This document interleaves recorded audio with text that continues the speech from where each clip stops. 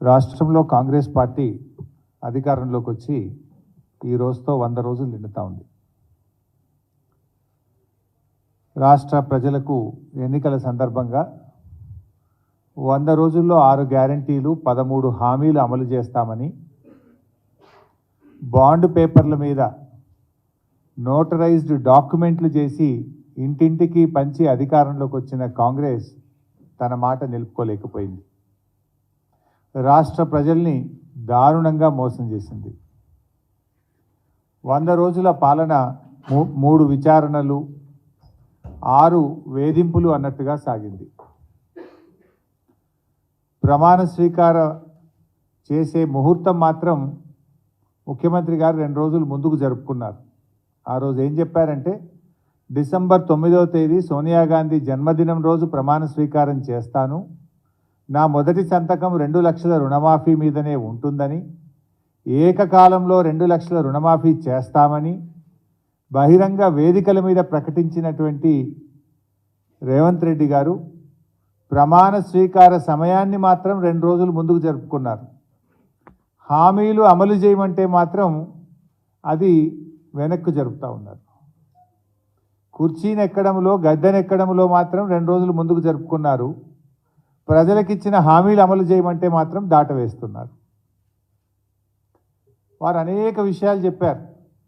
గ్యారంటీలకు మొదటి క్యాబినెట్లోనే చట్టబద్ధత చేస్తామని చెప్పి మాట తప్పింది కాంగ్రెస్ పార్టీ. ప్రతిరోజు ముఖ్యమంత్రి గారి కార్యాలయంలో ప్రజా దర్బార్ అన్నారు, చేయించారు. పూటకో మాటతో ప్రజల్ని మభ్యపెడుతున్నారు. ప్రగతి భవన్ను కూలుస్తాం, నాలెడ్జ్ సెంటర్ను ఏర్పాటు చేస్తామన్నారు, విలాసవంతమైన సౌకర్యాలు అన్నారు. కానీ ఈరోజు చూస్తే ఉప ముఖ్యమంత్రి గారే అందులో ఉంటున్నారు. అసెంబ్లీను సందర్శించిన ముఖ్యమంత్రి గారు అసెంబ్లీ స్వరూపాన్నే మార్చేస్తాం 3 నెలల్లో అన్నారు. తట్టెడు మట్టి కూడా తవ్విన పరిస్థితి లేదు. రైతు భరోసా ఇస్తున్నామని అంతర్జాతీయ వేదికలపై గొప్పలు చెప్పుకున్నారు.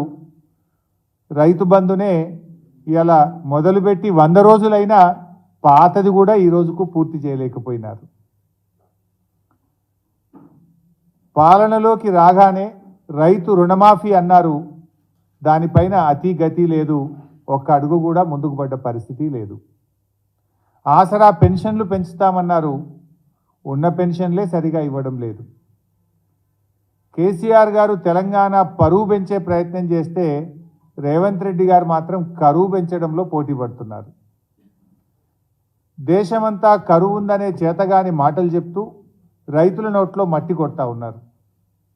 కేసీఆర్ గారి హయాంలో పచ్చటి పంట పొలాలు కనిపిస్తే 10 ఏళ్ల తర్వాత రైతులు తమ పంట పొలాలలో మంటలు పెట్టుకునే పరిస్థితులు ఈ రాష్ట్రంలో కనబడతా ఉన్నాయి.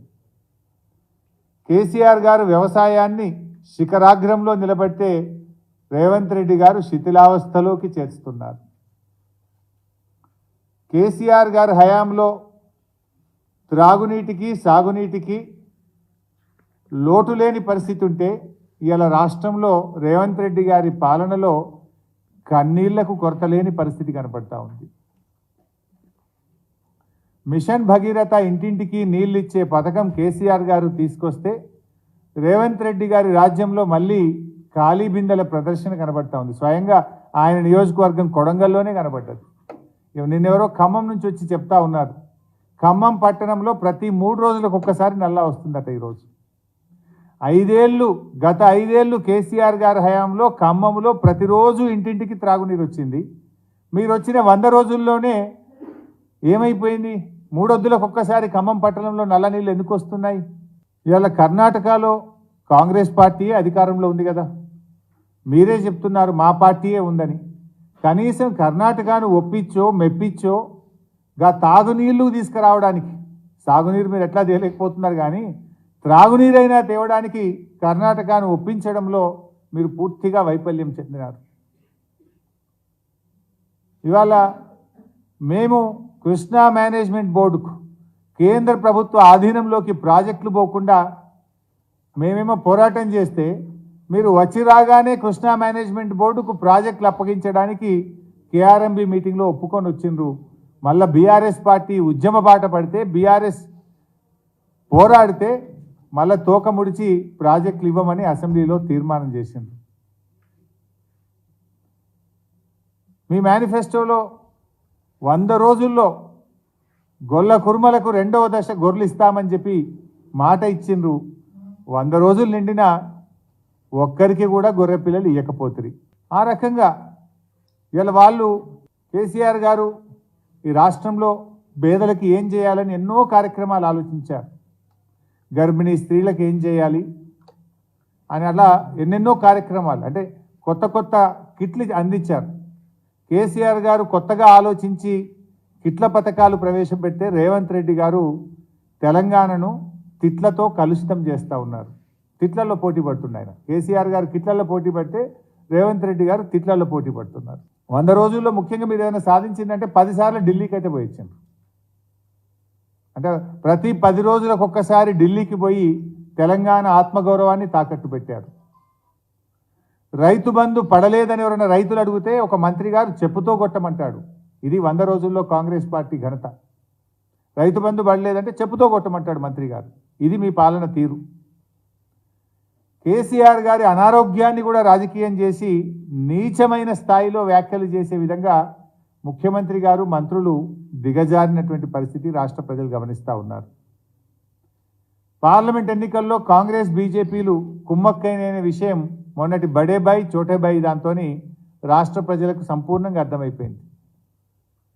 ఎందుకంటే మొన్న ఈ 100 రోజుల్లో ముఖ్యమంత్రి గారు మాట్లాడినటువంటి తీరు, ఆయన వ్యవహార శైలితో ఈ బడేబాయి చోటేబాయి బంధం ఇవాళ రాష్ట్ర ప్రజలకు సంపూర్ణంగా అర్థమైంది. ఢిల్లీలో కాంగ్రెస్ బీజేపీలు బద్ధ విరోధులు, తెలంగాణలో మాత్రం వారిది బలమైనటువంటి బంధం కనబడతా ఉంది. ప్రతిపక్షంలో ఉండగా ఇదే రేవంత్ రెడ్డి గారు వలసల పైన ఓ పతివ్రతలాగా మాట్లాడినాడు. పార్టీ మారితే వాళ్ళను రాళ్లతో కొట్టమని మాట్లాడిండు. ఇప్పుడు బీజేపీ నాయకుడికి టికెట్ రాకపోతే ఆయన ఇంటికే పోతున్నాడు. అబ్బా, ఎంత ఔదార్యం, ఎంత ప్రేమ! ఇట్లా అనేక అంశాలపై ఇవాళ యూటర్న్ తీసుకున్నారు. మీరు అట్లా చెప్పుకుంటూ పోతే పెద్ద లిస్టు. అదేంటి ఫార్మాసిటీ రద్దు, తర్వాత లేలే మేము 3000 ఎకరాలకు ఫార్మాసిటీ పెడతాం, మెట్రో రైలు రద్దు, లేలే రూట్ మారుస్తాం. ఇట్లా అనేక విషయాల్లో యూటర్న్ తీసుకున్నారు. వీరి పాలనలో యూటర్ను యూట్యూబ్ పాలనే కనబడతా ఉంది. రేవంత్ రెడ్డి గారు ఇలా ఏమన్నారో ఒక్కసారి వీడియో చూడండి. ఆ వీడియో చూసిన తర్వాత మళ్ళీ ఇందిరమ్మ రాజ్యం 6 గ్యారెంటీల మీద తొలి సంతకం పెడుతుంది. 100 రోజుల్లో ఈ పథకాలను అమలు చేస్తా. మరి ఏం చెప్పిండ్రు? 100 రోజుల్లో ఈ పథకాలు ఖచ్చితంగా అమలు చేస్తాం. తొలి సంతకం ఈ 6 గ్యారెంటీల మీద ఉంటుందన్నారు. తొలి సంతకం 2 లక్షల రుణమాఫీ మీద ఉంటుందన్నారు. తొలి క్యాబినెట్ దీనికి చట్టబద్ధత తెస్తాం అసెంబ్లీలో అని చెప్పినారు. మొదటి అసెంబ్లీ సమావేశాల్లోనే చట్టబద్ధత తెస్తామని చెప్పినారు. ఏ ఒక్క విషయంలో కూడా ఇవాళ కాంగ్రెస్ పార్టీ మాట నిలుపుకున్న పరిస్థితి లేదు.